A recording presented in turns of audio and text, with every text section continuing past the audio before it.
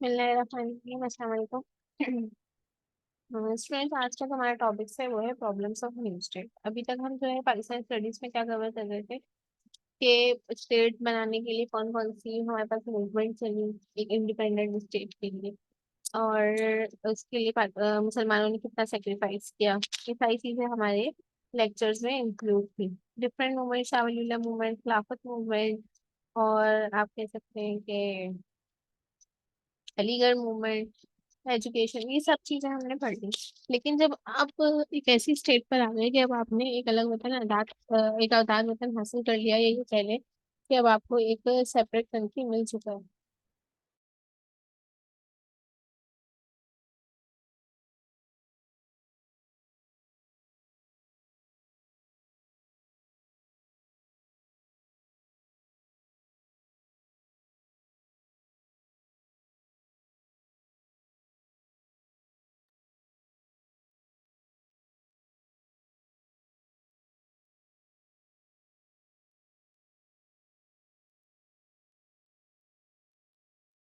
तो अब जब हम एक न्यू सेपरेट कंट्री हम ले चुके हैं, तो उसके बाद हमारे पास जो मसाइल का सामना आया, आज हम इसको कवर करेंगे अपने लेक्चर्स में, problems of new state.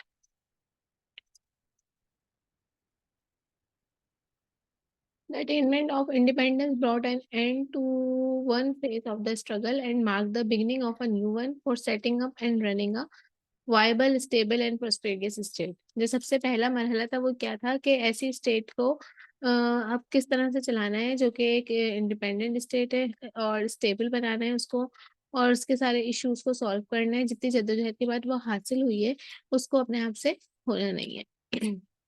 2 minute wait करिएगा।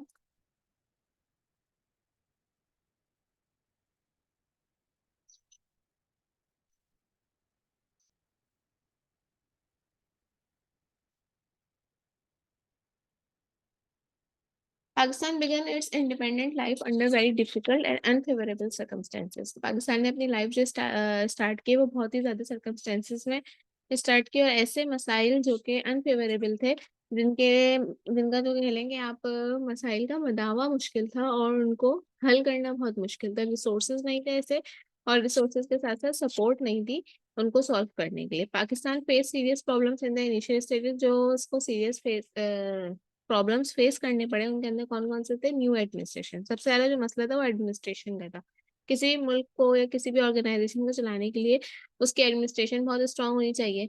और यहाँ पे जो ऑफिशियल वर्क्स की बात करें या लीडरशिप्स, लीडर्स तो हमारे पास मौजूद थे, लेकिन हर जगह वो लीडर्स तो काम नहीं करेंगे ना, हर ऑर्गेनाइजेशन में, हर ऑफिस में, हर इदारे के अंदर। बल्कि हर किसी को ऑफिसर्स चाहिए होंगे उसको रन करने के लिए। लेकिन यहाँ पे कमी थी, क्योंकि इतने अरसे से जो है मुसलमान इतनी गुलामी में रह रहे थे। तो जो सारे सरकारी काम थे, सरकारी जॉब्स थी, ऑफिसर्स की, गवर्नमेंट जॉब्स थी, उनके जो हाई रैंक्स थे वो किसको मिले हुए थे? ब्रिटिश को मिले हुए थे या इंडियंस को मिले हुए थे। इसलिए मुसलमानों को तो पता ही नहीं था कि ऑफिशियल काम किस तरह से करना है, और उसके अंदर उनकी एक्सपर्टीज नहीं थी। Division of assets. देन दूसरा मसला ये था कि एसेट्स को किस तरह से डिवाइड किया जाए। जो हमारे पास काफी सारे लोग तो अपना सामान सब चीजें छोड़कर आए थे, और जो यहाँ पे था पाकिस्तान के अंदर, जो चीजें थी, जो स्टेट्स हमको मिली थी, जो इलाके हमें मिले थे, उनके अंदर अगर जो एसेट्स थे तो वो किस तरह से लोगों में डिस्ट्रीब्यूट किया जाए।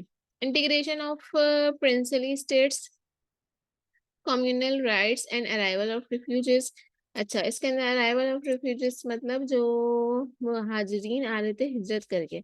अब जब इलाकों को मिलाया गया तो जो हाई अक्सरियत वाले इलाके थे मुसलमान के, वो तो मिल गए।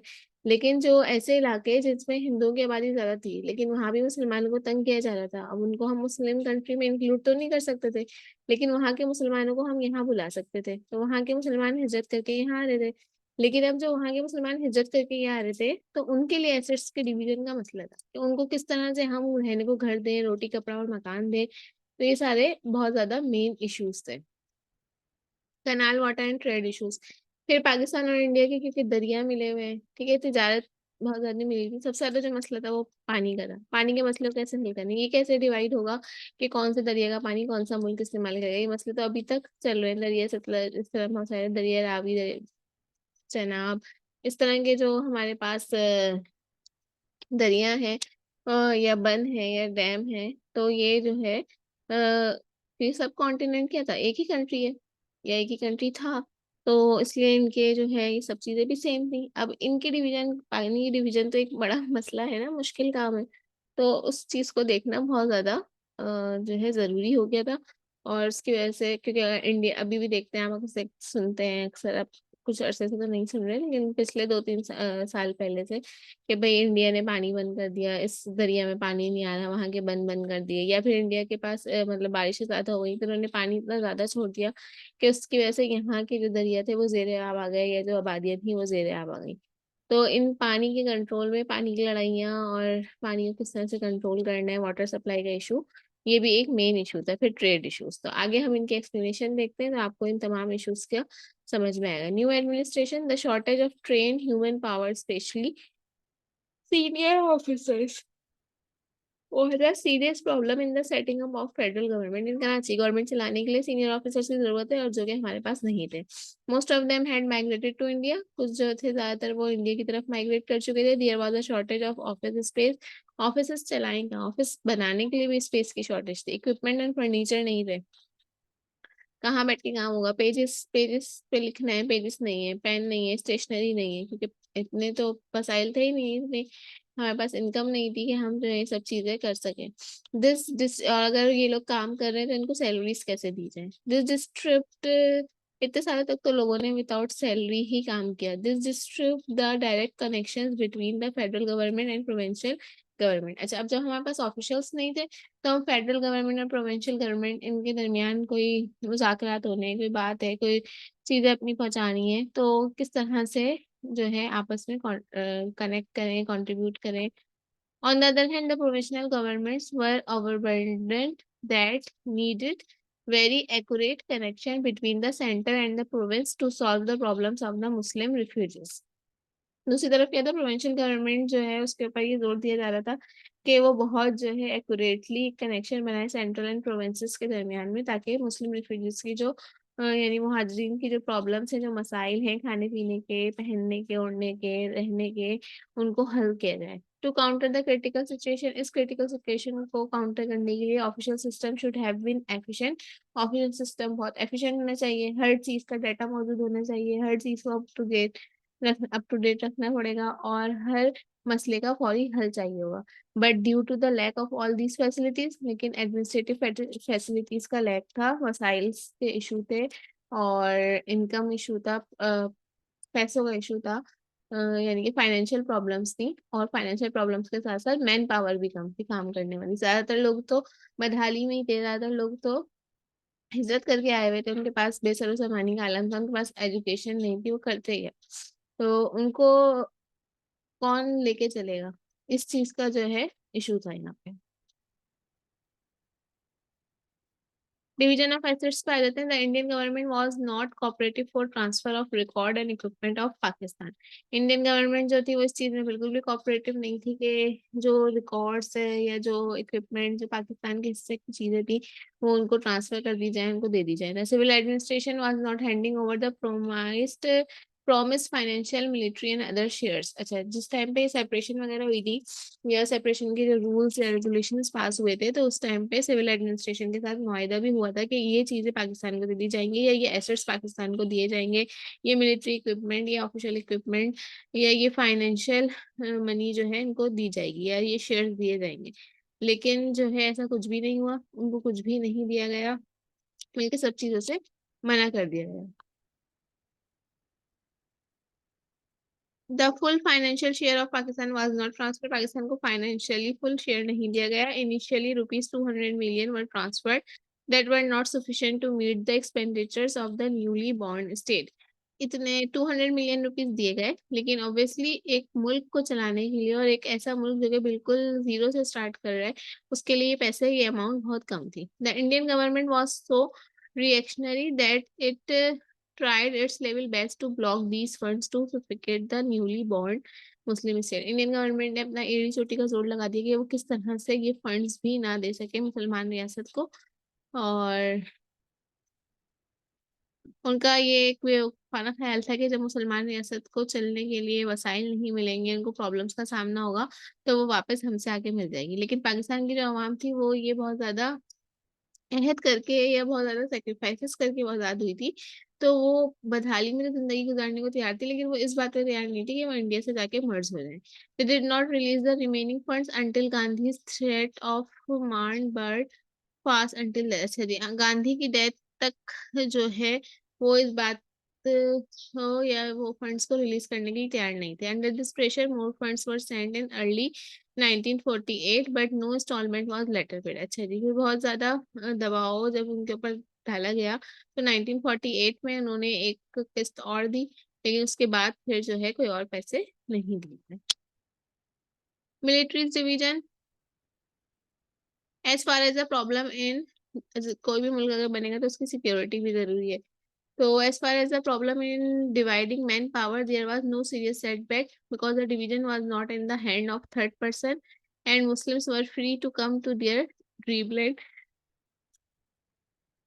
अच्छा। मुसलमानों को ये आज़ादी हासिल थी कि वो जो है अपनी मर्जी से पाकिस्तान आ सकते हैं, उनको कोई रोकने वाला या कोई जबरदस्ती भेजने वाला नहीं है। Anyhow there shifting was slow and insecure, लेकिन उनकी जो शिफ्टिंग थी वो बहुत स्लो स्लो हो रही थी और इनसिक्योर थी। आपने अक्सर इससे सुने होंगे कि जब मुसलमान हिजरत कर रहे थे तो अक्सर सिखों ने या ब्रिटिश या हिंदूस ने क्या करा, वो ट्रेनें जला दी और उन ट्रेनों के ऊपर उन ट्रेनों में जाके लोगों को कत्ल किया, उनके बच्चों को तलवारों से जख्मी किया। तो ये सारे मसाइल उनके साथ आ रहे थे जब वो पाकिस्तान की तरफ आ रहे थे। There were obstacles in Pakistan shares of weapons. फिर जो मसाइल हुए वो अब यहाँ पे गार्ड कौन है, यहाँ पे हिफाजत कौन करे उनकी, यहाँ पे उनको सिक्योरिटी प्रोवाइड करने वाला कौन है। उनके पास कोई हथियार नहीं थे क्योंकि ये जो पाकिस्तान की कंट्री है वो काफी सारी सरहदों से मिली हुई है। ये काफी सारी ममालिक की कंट्री से हम लिंक करते हैं, तो इसके लिए हमें सरहदों के ऊपर तो अंदर तो सब एक ही थे उस टाइम, मुत्तहिद थे सब लोग, तो यहाँ पे तो कोई चोरी डाके या किसी चीज का खतरा नहीं था, लेकिन बाहर की अफवाह से जो हमें अपने आप को बचाना था तो उसके लिए वेपन्स और इक्विपमेंट्स की जरूरत थी, स्टोर्स इनको रखने के लिए। लेकिन जो है इंडियन गवर्नमेंट ने पाकिस्तान को कोई जो है चीजें नहीं दी, क्योंकि मुल्क तो भाई दोनों मिलकर ही चला रहे थे। तो जब सेपरेशन हुई थी तो कुछ चीजें इनकी कुछ चीजें उनकी, लेकिन सब चीजें जो थी जो सासे थे वो इंडिया के पास ही थे। The broken and damage stuff was send by India. हाँ लेकिन कुछ डैमेज स्टफ जो है वो इंडिया की तरफ से इनको दे दिया गया है जो कि पाकिस्तान में काम नहीं आ सकता था। Pakistan did not get any ordnance factory, उसको कोई ऐसी फैक्ट्री वगैरह भी उसके हिस्से में नहीं आई जहाँ पे ये चीजें प्रिपेयर होती है। तो अगर वो ये चीजें प्रिपेयर करने जाए तो पहले उनको एक फैक्ट्री लगानी पड़ेगी इसको प्रिपेयर करने के लिए। Reorganisation of the arm forces, arm forces को रीऑर्गेनाइज किया गया was another tough job and there was no army officer up to the rank of colonel. अच्छा कोई भी मुस्लिम जो था वो कोई आर्मी ऑफिसर हाई रैंक पे नहीं था, क्योंकि हाई रैंक जो है सिर्फ ब्रिटिश और इंडियंस को दिए जा रहे थे। The shortage of experience officers के एक्सपीरियंस नहीं था कि मुल्क को कैसे चलाना है, मुल्क को बैरूनी दबाव से कैसे बचाना है। Convince British officers to continue their services, तो इस वजह से ब्रिटिश ऑफिसर्स को कहा गया कि वो अपनी सर्विसेज कंटिन्यू करें। There is also accelerated undue promotion in the military services to fill the gap, और ऐसे इसलिए किया गया कि मिलिट्री पोजीशंस में कोई गैप ना आ जाए।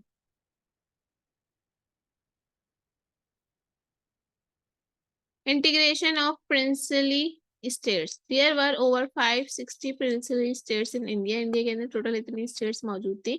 On the verge of the partition of the India, India के पार्टीशन के टाइम पे about 500 states had joined India before 15 अगस्त।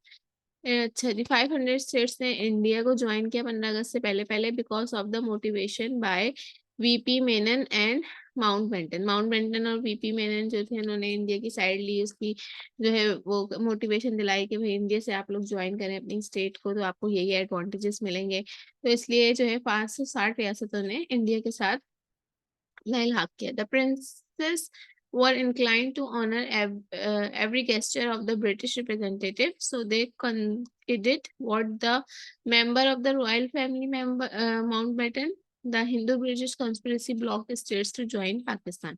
तो हिंदी ब्रिटिश ने क्या किया, एक ऐसी स्ट्रेटेजी बनाई कि स्टेट्स जो है वो पाकिस्तान को ज्वाइन करने से रुक जाएं और इंडिया को ज्वाइन कर लें। जूनागढ़, जूनागढ़ वहाँ के एक इलाके का एक रियासत का नाम है। It was a small state with access to sea having about 7 lakh population. अच्छा जी एक ऐसा इलाका जिसका एक्सेस जो था समंदर पे था और वहाँ पे 7 लाख के करीब तकरीबन पॉपुलेशन थी। The ruler was Muslim while the majority of its population was Hindu. इसके अंदर यह था कि इसकी पॉपुलेशन तो हिंदू थी लेकिन इलेक्टेड जो हुए, जो रूलर बने वो मुसलमान थे। The ruler decided to accede to Pakistan and Pakistan also accepted the accession. इसके रूलर ने डिसाइड किया जूनागढ़ के कि वो जो है पाकिस्तान से ज्वाइन कर लेंगे। इन नवंबर 1947 द इंडियन ट्रूप्स, इंडिया के जो फौजी दस्ते थे, enter the state and took its control. उन्होंने जो है वो रियासत में दाखिल होकर इसका कंट्रोल ले लिया और उसको रेफरेंडम करवा किया गया। और क्योंकि वहां पे हिंदुओं की आबादी ज्यादा थी तो इस तरह से जूनागढ़ की जो स्टेट थी वो भी उनके पास चली गई। अच्छा, यहाँ पे भी कुछ लोग होते हैं, अगर आपने नाम सुना होगा जूनागढ़ के नाम से। जब मैं अपनी स्कूल लाइफ की बात करूँ तो हमारे घर के करीब एक इंस्टीट्यूट खुला था, उसका नाम था जूनागढ़ इंस्टीट्यूट। वहाँ उसके जो बानी थे कह लें, या जिन्होंने वो स्टार्ट किया था, वो इंडिया से बिलोंग करते होंगे, इस इलाके से बिलोंग करते होंगे, तो वो वोकेशनल ट्रेनिंग का ही एक इंस्टीट्यूट था जिसका नाम था जूनागढ़। फिर हैदराबाद। हैदराबाद इंडिया में भी और पाकिस्तान में भी, तो चलें इसकी कहानी देख लेते हैं। It was geographically big and financially a rich state. It's ruler was Muslim and majority population was Hindu. इसके साथ भी यही मसला था कि रूलर तो मुस्लिम थे लेकिन मेजोरिटी पॉपुलेशन जो थी वो हिंदुओं की थी। It was surrounded by India from all side, और ये तमाम साइड से जो है इंडिया के करीब था, या इंडिया से इंडिया की सरहदों से लिंक करता था। तो निज़ाम wanted टू स्टे इंडिपेंडेंट, लेकिन जो है वो इंडिपेंडेंट रहना चाहते थे, मतलब वो क्या चाहते थे कि हम हैदराबाद एक अलग रियासत बना लें। माउंटबेटन डिस्करेज है, माउंटबेटन ने इस बात को डिस्करेज किया and sign standstill agreement, और एक एग्रीमेंट जो है साइन किया। But India build pressure on the Nizam. Nizam जो एक वहाँ के हुक्मरान का नाम है। इंडिया ने जो है इनके ऊपर प्रेशर बिल्ड किया by sending its troop in September 1948, claiming that serious law and order situation had develop. उन्होंने क्या किया, एक सीरियस लॉ एंड ऑर्डर की सिचुएशन क्रिएट कर दी। The state was integrated in India, और फिर इस स्टेट को भी इंडिया के साथ मिलाना पड़ा। तो जूनागढ़ और इंडिया दोनों इस तरह से, जूनागढ़ और हैदराबाद इंडिया से इस तरह से मिले कि इनकी जो है इनमें ट्रूप्स भेजे गए, इंडियन ट्रूप्स, जिन्होंने वहां पे ऐसी सिचुएशन क्रिएट कर दी लड़ाई झगड़े वाली या बदअमनी वाली कि इनको इंडिया के साथ मैच होना पड़ा। कश्मीर। कश्मीर का जो मसला है तो अभी तक तनाज़े का ही शिकार है। The most important state was Kashmir, naturally connected with Pakistan. Naturally तो ये पाकिस्तान से कनेक्टेड है। Its ruler was Hindu while population was Muslim. इसके साथ कहानी ये हुई कि इसके जो पॉपुलेशन है वो तो मुसलमान है और पाकिस्तान के साथ जुड़ना चाहती है, लेकिन इसके जो रूलर्स हैं वो हिंदू हैं और वो पाकिस्तान के साथ अटैच नहीं होने देते। The population incline towards Pakistan but the Hindu ruler declare to join India. Population जो है वो पाकिस्तान की तरफ बढ़ रही है लेकिन हिंदू रूलर जो है नहीं ज्वाइन करने देंगे। The Kashmiri people revolt against the ruler in Poonch area and soon it become wide spread. Kashmiri जो लोग थे वो यहाँ तक पहुंचे और फैलना शुरू हो गए। The ruler sought Indian support, लेकिन रूलर को जो है इंडियन सपोर्ट बहुत ज्यादा हासिल थी, और क्योंकि इंडिया के पास वसाइल थे, उनके पास इक्विपमेंट भी थे, उनके पास ट्रूप्स भी थे, वो किसी भी तरह से लोगों को डरा धमका के जो है अपने साथ ही रखना चाहते थे। India demanded accession on October 27, 1947। Indian troops landed in Srinagar. India के जो दस्ते थे उन्होंने श्रीनगर, कश्मीर का एक करीबी इलाका है, वहां पे जो है लैंड किया। The people continued their struggle for independence and India promised to finally settle the matter with reference to the people under the UN resolution. The people continued their struggle. People ने क्या किया, अपनी struggles को continue किया for independence, आज़ादी के लिए। India promise to finally settle the matter, और इंडिया ने जो है मैटर्स, जो भी मामला थे उनको सेटल किया अंडर द यूएन रेजोल्यूशन। यानी कि यूनाइटेड नेशन को आना पड़ा कश्मीर के मसले को सॉल्व करवाने के लिए। उस कश्मीर के मसले को उन्होंने ऐसे ही सॉल्व करवाया है कि लोगों ने अपनी जद्दोजहद अभी तक जारी रखी हुई है और लोग अपनी अभी तक फाइनली स्टेट को नहीं ले सके हैं। Communal rights and refugees. The communal rights occurred early in August 1946. The killing of Muslims in Indian areas forced them to leave India. Communal riots में क्या था कि 1946 की अगर हम बात करें, the killing of Muslim Indian areas में जो है मुसलमानों का कत्ल व गारत जो है वो जारी था, और जिसकी वजह से मुसलमान इंडिया जो रह गए थे वो इंडिया को छोड़ना चाह रहे थे जल्द से जल्द। The Sikhs and Hindus attack the refugee caravans and trains. और वही बात जो हमने शुरू में लेक्चर के देखी कि सिख और हिंदू का क्या काम था, वो क्या कर रहे थे कि जो कारवांस जा रहे थे, जो तंग भी कर रहे हैं लोगों को, मुसलमानों को, और उनको हिजरत भी नहीं करने दे रहे। एक गम और गुस्सा था मुल्क की सेपरेशन की वजह से। तो वो कारवान्स पे और काफिलों पे और ट्रेनों पे हमला कर रहे थे। There were organised gangs to kill the Muslim, और बाकायदा ऑर्गेनाइज्ड गैंग्स बनाए गए थे और उनसे डिस्कस हुआ था कि किस तरह से मुसलमानों को किल करना है। The refugee problem created critical condition in the border areas, और बॉर्डर एरिया से बहुत ही क्रिटिकल कंडीशन हो गई थी, जगह जगह लाशें पड़ी हैं, लोगों का सामान बिखरा हुआ है। The massive migration prove serious economic and humanitarian problems, और इस मैसिव माइग्रेशन मतलब एक दुनिया की सबसे बड़ी हिजरत थी, जिसमें जो है लोगों को बहुत ज्यादा इकोनॉमी और नस्ली और इंसानी नुकसान उठाना पड़ा, सिर्फ इसलिए कि वो एक न्यू स्टेट हासिल करें और उस न्यू स्टेट में इस्लाम के मुताबिक जिंदगी बसर करें। अब वो स्टेट हासिल हो गई है, वो स्टेट हमारे पास है, और हम यहाँ क्या कर रहे हैं ये भी हमारे सामने। तो इस बात का ध्यान रखें सभी लोग के, जितनी मुश्किलों से हमें ये स्टेट हासिल हुई है, हमें उसके ऊपर जो है उसका ख्याल रखना है, और अल्लाह का शुक्र अदा करना है, और अल्लाह का शुक्र अदा करने के साथ साथ इसका ख्याल रखना है। The military was asked to help cope with the refugee problem, फिर मिलिट्री ने जो है फौजी दस्तों से मदद हासिल की ताकि वो इस रिफ्यूजिस जो मुहाजिरीन का मसला है उसको हल कर सके। देन है हमारे पास canal water problem. The major rivers flow from Kashmir and some canal heads located in India. जो आपके पास बड़े दरिया हैं वो कहाँ से बह रहे हैं? कश्मीर की तरफ से बह रहे हैं, और कहाँ लोकेट करते हैं? इंडिया में। 1948 India cut off water to some canal that was a serious threat to agriculture in West Pakistan. अब हुआ क्या कि इंडिया ने अपना जो है दरियाओं का रुख मोड़ दिया, यहाँ पे बंद कायम कर दिए कि जो पानी है वो पाकिस्तान की तरफ सप्लाई ना हो सके। जब पानी इसकी तरफ सप्लाई ना हुआ तो इशू क्या आया? Agriculture issue. पाकिस्तान की जो मीशत है वो किस पे चली जाता है? ज़राअत के ऊपर। ठीक है, ज़राअत के जरिए ही, एग्रीकल्चर के थ्रू ही हम जो है इम्पोर्ट एक्सपोर्ट करते हैं काफी सारी चीजें, और उससे ज़र मुबादला कमाते हैं। तो जब उसने पानी बंद कर दिया तो फसलें तबाह होने लगी। खाने पीने को मतलब अगर हम एक्सपोर्ट ना भी करें तो वो सब चीजें, सब्जियां वगैरह हमारे काम में आनी थी, जो कि सही नहीं उग पा रही थी। The Indian plans to build water storage on the rivers, और इंडियंस ने क्या किया? वाटर स्टोरेज बनाया अपने रिवर्स के करीब, ताकि वो पानी को अपने पास ही स्टोर करें। That are vital for Pakistan economy worse and the situation, और ये पाकिस्तान इकोनॉमी को बुरी तरह से तबाह करने में एक अहम किरदार था। It also showed the traditional anti Muslim attitude, तो इसने एक एंटी मुस्लिम एटीट्यूड अपनाया हुआ था रिवायताना, जो कि अभी तक कायम है। किसी न किसी मसले पे कोई ना कोई इस तरह का प्रॉब्लम वो क्रिएट करते रहते हैं। The world bank settled the problem in September 1960 Indus water treaty. फिर क्या हुआ? वर्ल्ड बैंक ने एक मुआहिदा तय पाया इंडस वाटर ट्रीटी के नाम से, और ये इसका मैं आपको असाइनमेंट दूंगी। इसके अंदर आपने इंडस वाटर ट्रीटी के बारे में सब लिखना होगा, पढ़ना होगा कि ये क्या चीज़ है। इसके अंदर सब तय किया गया कि कौन से दरिया जो है पाकिस्तान के कंट्रोल में आएंगे, कौन से दरिया इंडियंस के कंट्रोल में आएंगे, और जो है कितना कितना शेयर होगा दोनों का इन दरियाओं के ऊपर। ट्रेड प्रॉब्लम, अब देखें ये एक नेचुरल रिसोर्स है पानी, लेकिन इंडिया की जो है वो तंग करने की आदत, या मुसलमानों के साथ इतनी ज्यादा बहस कि वो इस नेचुरल रिसोर्स पे भी पाबंदी लगा रहे हैं, और इस मसले को सॉल्व करने के लिए भी जो है कॉन्फ्रेंसेस हुई, तब जाके ये मसला सॉल्व हुआ। Trade problem and the economy. India devaluated its currency in 1949 but Pakistan refuse to do so. India ने अपनी करेंसी चेंज डीवैल्यूड की 1949 में, पाकिस्तान ने नहीं की। Stop trade that adversely affected Pakistan economy, और उस करेंसी के थ्रू तिजारत छोड़ दी, तो जिसकी वजह से पाकिस्तान की इकोनॉमी को बहुत ज्यादा असर हुआ, क्योंकि पाकिस्तान की इकोनॉमी इंडिया के ऊपर डिपेंड कर रही थी। Pakistan had inherited a weak economy, और फिर पाकिस्तान को जो है विरसे में एक बहुत ही ज्यादा कमजोर इकोनॉमी मिली, एंड पुअर इंडस्ट्रियल बेस, और उसकी कोई इंडस्ट्रियल बेस नहीं थी। The beginning years of Pakistan were troubled and difficult due to Indians non helpful policy. Pakistan के जो शुरू के साल थे बहुत ज्यादा मुश्किलों के शिकार थे।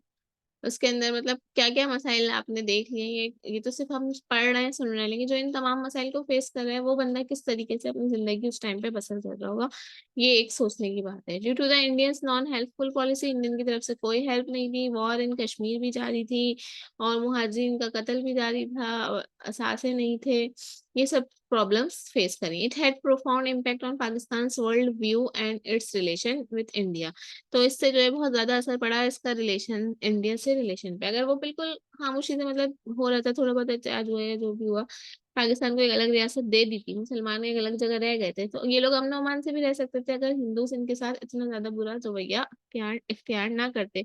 वो अपने सेपरेट कंट्री में, अपने सेपरेट कंट्री में, जिस तरह पहले ब्रिटिश के आने से पहले मुसलमान और हिंदू बहुत अच्छे दोस्तों की तरह रहते थे, अगर अभी भी इनके अंदर ही फसाद ना फैलाया गया होता तो ये लोग अलग अलग कंट्री में रहते हुए अच्छी जिंदगी बसर कर सकते थे। Pakistan strive for its survival and security. Pakistan को अपने सर्वाइवल के लिए, अपनी सिक्योरिटी के लिए बहुत ज्यादा जद्दोजहद करने की जरूरत थी।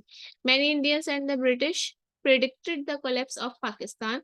और इंडियंस और ब्रिटिश का यही ख्याल था कि पाकिस्तान जो है तबाह हो जाएगा। They were of the opinion that very soon the Muslims would realise their blunder. और बहुत जल्दी मुसलमानों को ये रियलाइज हो जाएगा कि इन्होंने ये बहुत बड़ा ब्लंडर कर दिया है कि इतना बड़ा कदम उठाया है कि वो एक अलग रियासत के तौर पे रहेंगे। बट मुसलमानों ने कुछ अरसे बाद ही अल्लाह ताला के हुक्म से इस बात को प्रूव कर दिया कि वो सही थे। और उन्होंने, क्योंकि उनका जो बुनियाद थी सेपरेशन की, वो क्या थी कि पाकिस्तान का मतलब क्या, ला इलाहा इल्लल्लाह, इस बुनियाद पर उन्होंने आज़ादी हासिल की थी। तो इसलिए अल्लाह ताला ने भी उनकी मदद की और वो कामयाबी से हमकनार हुए और इस स्टेट को एक ऐसी स्टेट बनाने में कामयाब हुए जो कि दूसरे ममालिक की तरह जो है दुनिया में अपना किरदार अदा कर रही है। But Pakistan, by the grace of Almighty Allah, was able to meet the challenge even with its problem. तो पाकिस्तान ने इन तमाम चैलेंजेस का मुकाबला किया, इनके सॉल्यूशंस निकाले और सिर्फ इसके अंदर अल्लाह की मदद शामिल थी, इस वजह से उनको ये काम करना आसान हो गया। तो ये सारे प्रॉब्लम्स थे जो कि इंडिया के मुसलमानों को फेस करने पड़े। आज का लेक्चर हम यहाँ पे एंड करते हैं। अल्लाह हाफिज।